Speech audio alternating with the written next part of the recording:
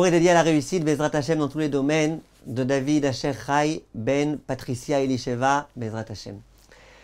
Chers amis, vous savez que dans la paracha de Lech Lecha, Dieu s'adresse à Abraham et il lui dit dorénavant, tu t'appelleras plus Avram, tel qu'était son nom au départ. Tu t'appelleras Avraham.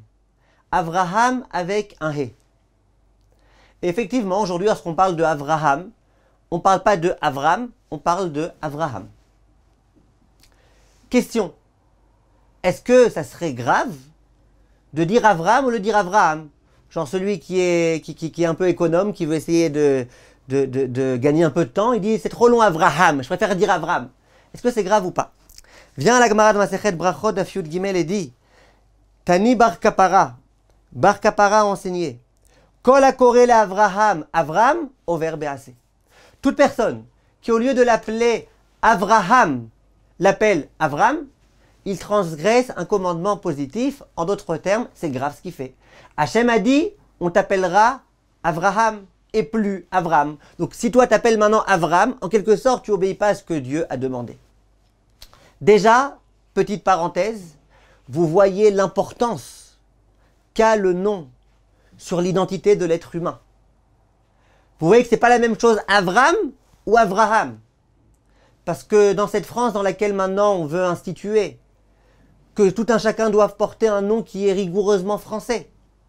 Alors il y en a qui vont te dire, ça va, c'est pas la fin du monde, ça change quoi? Tu t'appelles Samuel ou Shmuel? Tu t'appelles Yosef ou Joseph? Vous voyez que même la différence entre Avram et Avraham, une seule lettre, c'est déjà quelque chose qui a un sens. Ma question, ça change quoi? Avraham, on sait de qui on parle, quel problème? Vient le Rav Yatsev Avraham et il donne une idée extraordinaire. Il dit Avram, tu prends chaque lettre, ça forme les mots Rabot, Machashavot, Belev, Ish. Il est écrit dans le verset, l'homme il a beaucoup de pensées, beaucoup de projets, beaucoup de dessins. Rabot c'est un Resh, Machashavot c'est un Mem, Belev c'est un Bet, Ish c'est un Aleph. Chaque lettre ça constitue le mot Avram. Rabot, Machashavot, Belev, Ish. L'homme, il pense, et il prévoit, et il planifie, et il souhaite, et il rêve, etc., etc. C'est le propre de l'homme. Ça c'est Rabot, Machashavot, Belev, Ish. Maintenant écoutez bien. Le Shla HaKadosh dit que lorsqu'un homme doit faire quelque chose, que ce soit quelque chose de difficile ou quelque chose de simple, quelque chose de risqué ou quelque chose dans lequel on ne prend aucun risque, dans tous les cas, l'homme doit à chaque fois dire Im Yirtze Hashem. Si Dieu veut.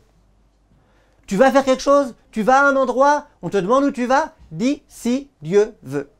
D'ailleurs, on raconte qu'un jour, quelqu'un était en chemin, il était à 1 minute de la maison, il rencontre un voisin. Le voisin dit où tu vas? Il dit je vais à la maison. Il dit pourquoi tu dis pas si Dieu veut? Il dit quoi si Dieu veut? J'y suis presque, quoi si Dieu veut? À la rigueur, même si Dieu ne veut pas. L'autre il dit ok, sache qu'il faut toujours dire si Dieu veut. À 5 secondes de la maison, il tombe, il fait un accident. Il y a une ambulance qui le prend et qui avance. Au feu, il y a cet homme-là qui le rencontre à nouveau. Il lui dit, mais tu m'as dit d'aller chez toi, qu'est-ce que tu fais ici?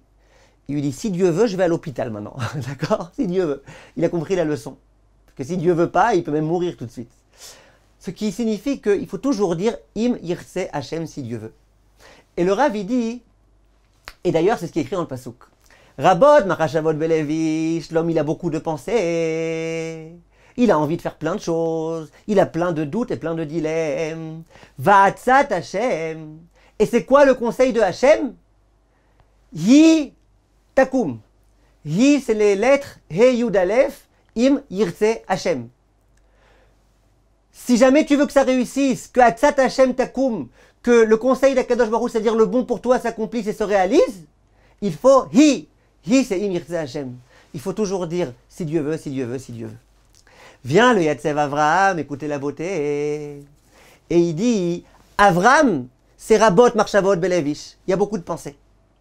Akadosh Baruch Hu, quand il a vu cet homme-là, qui a découvert Dieu, qui a été prêt à tout faire, à se tuer littéralement pour Dieu, Akadosh Baruch Hu a dit, on ne peut plus l'appeler maintenant Avram. Il faut l'appeler Avraham, on va rajouter le He. Comment on écrit un He quand on veut écrire le mot en entier? He, Yud, Aleph. Les lettres de Im Yirtze Hashem. Avraham, c'est pas un homme qui est Rabot, Machashavot, Belev, Ish. C'est pas un homme qui dit j'ai plein de pensées, allez, je ferai ce que je voudrais finalement. Non. Abraham, c'est l'homme qui, à chaque fois qu'il doit faire quelque chose, il dit Im Yirtse Hashem. Le He, Im Yirtse Hashem. Celui qui parle de Abraham et qui, au lieu de dire Abraham, il dit Avram, ça veut dire qu'il oublie c'est quoi l'essence de Abraham. Abraham, c'est pas l'homme qui pense qu'est-ce que je fais, qu'est-ce que je fais pas, qu'est-ce que je fais, qu'est-ce que je fais pas. Abraham, c'est l'homme qui mêle Akadosh Baruch Hu à tous les actes de sa vie. Et ça, c'est la grande leçon que Chachamim nous donne. Ne dis pas Avram, dis Avraham. Dans ta vie, rappelle-toi d'Hachem à chaque instant. Vis avec Hachem. Rajoute autant de He possible dans ton nom et dans ton prénom, dans ton identité et dans ta façon d'être. Be'atzlacha, mes chers amis.